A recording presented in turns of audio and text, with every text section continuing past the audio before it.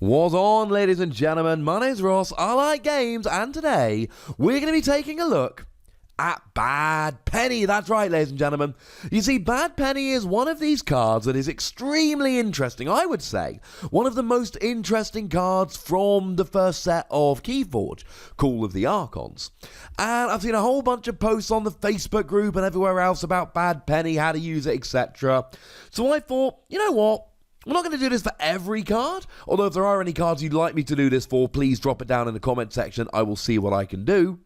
But given that it's a common and given that it's such a weird card, we should have a video on how to actually go about using Bad Penny. So we have a quick reminder of what it does. It is a creature, and when destroyed, it goes back to your hand. So it's a 1-power creature, and when it's destroyed, it goes back to your hand.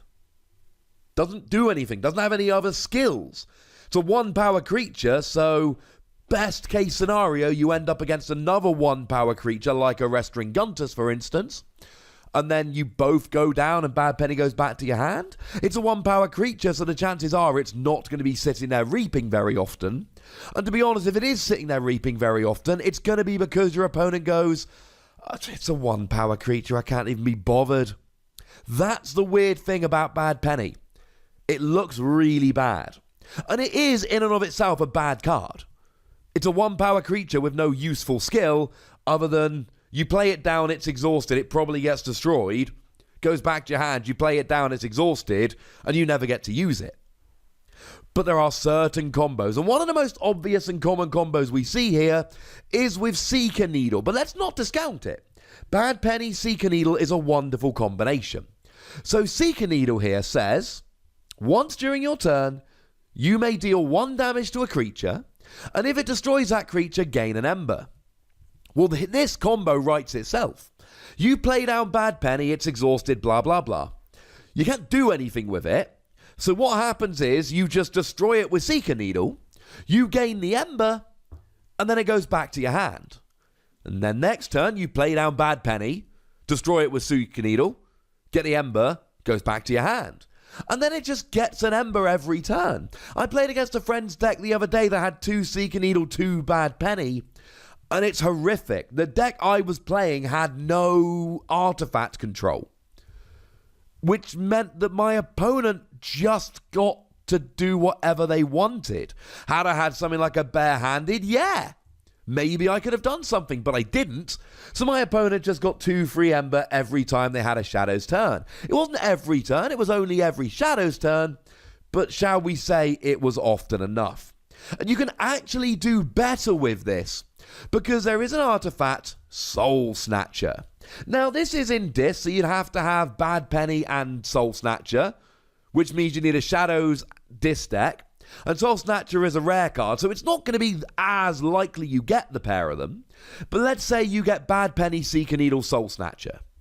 Well, Soul Snatcher says that each time a creature is destroyed, its owner gains 1 ember. Now, clearly, with this artifact, you really don't want to be destroying your opponent's creatures. Ideally, you leave them alone, they destroy all of your creatures, you get lots of ember, profit. But now, every time you use Seeker Needle to destroy Bad Penny, you get 1 ember because of the Seeker Needle, and you get 1 ember because of the Soul Snatcher, and now that Bad Penny is actually getting you 2 extra ember every single turn. So now this 1-power creature, which is so weak your opponent might let you reap with it because it's not even hurting them, now, all of a sudden, that Bad Penny's getting 2 ember every single turn. It basically turns into a dust pixie, but one that goes back to your hand when it's destroyed, not just into your discard ready to come out again later. But we can actually even go 1 step further with Speed Sigil. Now, you do get an ember bonus when you play it. It's an artifact, and it says the first creature played each turn enters play ready. So now you can actually play down Bad Penny, it goes into play ready, then reap with it because it's ready, then destroy it with Seeker Needle getting a 2nd ember, in addition to the one that you got from reaping, and then Soul Snatcher gets you a 3rd ember, and then all of a sudden you're basically getting 3 ember per turn with a bad penny. And at this stage, it is starting to get a little bit ridiculous. And this is what I mean about bad penny. It is in and of itself not a particularly exciting card, but it can be. Now again, it's a combo that's not going to pop up in a whole bunch of decks. But how about Autocannon? Autocannon is another artifact that has an Ember bonus. An Autocannon reads, deal 1 damage to each creature after it enters play.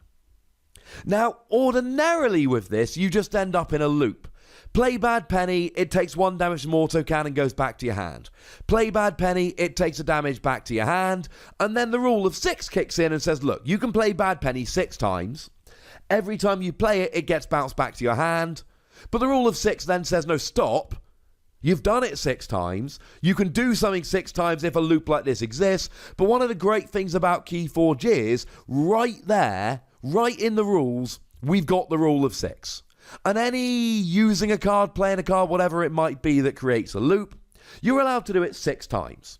So you play it down, gets destroyed, back to your hand 6 times, you're golden. But what if there's a Soul Snatcher in play? And remember, Soul Snatcher, each time a creature is destroyed, its owner gains 1 Ember. So you don't even have to have Soul Snatcher in play, your opponent can.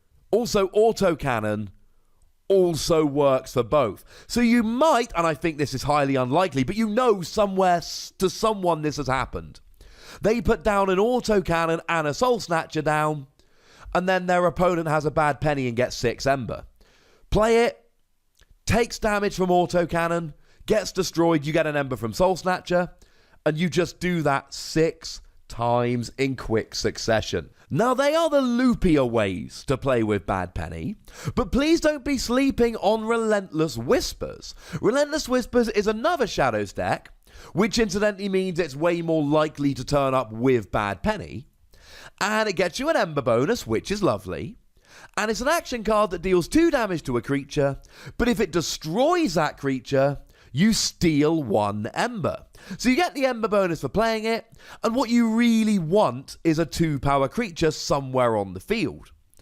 Arguably better if you get to destroy one of your opponent's creatures, so then you take one of their threats off the board. Because remember, all creatures in Keyforge go into play exhausted unless there's a particular rule that says otherwise. Something like Silvertooth, for example, which specifically states on the card, Silvertooth enters play ready. So that one does. But other than that, they go in play exhausted. So if you can use Relentless Whispers to KO a creature on your opponent's side of the field, which is exhausted having just been put into play, before it ever actually gets a chance to be used, that might arguably be better. But you can just play a bad penny, play a Relentless Whispers, deal 2 damage to it, steal an Ember, and then just play that same bad penny down again. Maybe you've got 2, 3, 4 Relentless Whispers in your hand, at which point you can use the same bad penny to use all the Relentless Whispers. Put it down, Relentless Whispers number 1, steal an Ember. Play the same bad penny down, Relentless Whispers number 2, steal an Ember. And you can keep putting bad penny into play. She keeps going down exhausted, but for stuff like Relentless Whispers, it really doesn't matter. However, maybe you want a little bit of a change of pace. Might I suggest Pawn Sacrifice? It is a Shadows action, so again, it's more likely to turn up in the deck. And you get an Ember bonus, which is nice. And you sacrifice a friendly creature, and your reward for doing so is dealing 3 damage to each of 2 creatures. Now, there's nothing to stop you doing it to your own creatures, but generally speaking, you're going to use this to get a whole bunch of damage on your opponent's side of the field, maybe even take out 2 lower power creatures. That would be rather nice.